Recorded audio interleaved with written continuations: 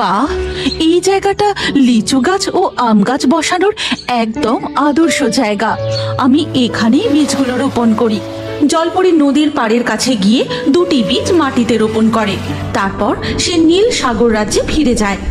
এরপর কেটে যায় বেশ কিছু বছর। এতদিনে মনে হয় জাদুর লিচু গাছ ও জাদুর আম গাছ বড় হয়ে গেছে, তাতে ফল ধরার সময় হয়ে এসেছে। যাই, আমার লিচু বাগানে যাই। স্বর্ণ জলপরি সাঁতার কেটে গিয়ে পৌঁছায় সেই নদীর পাড়ে। আরে আরে, আমার লিচু গাছে ও আম গাছে কত ফল ধরেছে, কি সুন্দর লাগছে।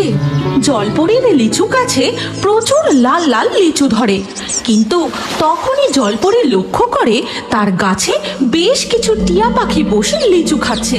আর এই দেখে সে বেশ রেগে যায়। হেই, হুশ হুশ, যা, আমার গাছ থেকে উড়ে যা বলছি, না হলে আমি তোদের ধরে বন্দি করে রাখবো।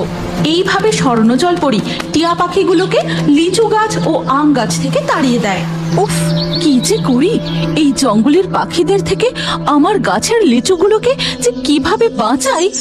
হ্যাঁ, একটা বুদ্ধি এসেছে।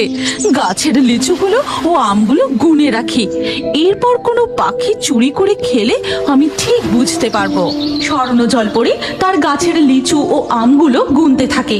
তারপর গোনা হয়ে গেলে আর কিছুদিন গেলেই লিচুগুলো ও আমগুলো একদম পেকে যাবে। তারপর আমি পেরে জলরাজ্যে নিয়ে যাব। যাই, এবার আমার জলরাজ্যে ফিরে যাবার সময় হয়ে গেছে। কাল সকালে এসে আবার পাহারা দিতে হবে। এই কথা বলে স্বর্ণ জলপরি জলে ডুব দিয়ে চলে যায়। তখন সেইখান দিয়ে উড়ে যাচ্ছিল কালু কাক। আরে বাহ, কত লিচু! জঙ্গলের এখানে এমন লিচু ও আমের বাগান আছে, আগে তো কখনো দেখিনি। যাই, লিচু গাছটায় গিয়ে বসি। কালু কাক গিয়ে লিচু গাছের ডালে বসে। তারপর সে একটি লিচু তুলে নিয়ে মজা করে খেতে থাকে।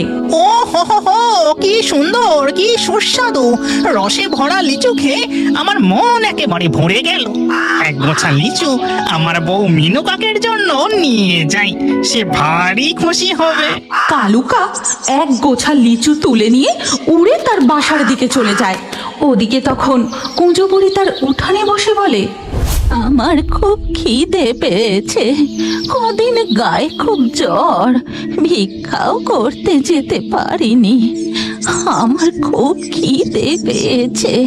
এই কুঁজো বুড়ির বাড়ির উঠানের এক গাছে বাসা বেঁধেছিল টুনি পাখি, আর তার পাশেই আরেকটি গাছে বসবাস করত কালু কাক ও মিনু কাক। কুঁজো বুড়ির কষ্ট দেখে টুনি পাখি উড়ে তার কাছে যায় আর বলে, তোমার খুব খিদে পেয়েছে তাই না? বুড়িমা, তুমি চিন্তা করো না, আমি তোমার জন্য কিছু না কিছু খাবারের ব্যবস্থা ঠিক করব। তখন টুনি দেখে তার প্রতিবেশী কালু কাক মুখে করে একটি লিচু নিয়ে এসে তার বাসায় বসে। এই দেখো মিনু, তোমার জন্য আমি কি নিয়ে এসেছি, মিষ্টি রসে ভরা পাকা লিচু। একবার খেয়ে দেখো, তোমার মন ভরে যাবে। তাই নাকি? তাহলে তো এক্ষুনি খেয়ে দেখতে হয়। কালু কাকের বউ মিনু কাক লিচুটা খেতেই, বাহ, কি সুন্দর গো লিচুটা, কি মিষ্টি! এই দেখে টুনি পাখি তাদের বাসার কাছে গিয়ে বসে আর বলে, ও কাক ভাই, তুমি এই লিচু কোথায় পেলে গো? দেখো না, কুঁজো বুড়ির বড্ড খিদে পেয়েছে, তুমি আমাকে বলো না এই লিচু কোথায় পেলে? লিচু কোথা থেকে পেলাম? ওই পেলাম আর কি একটা গাছ থেকে।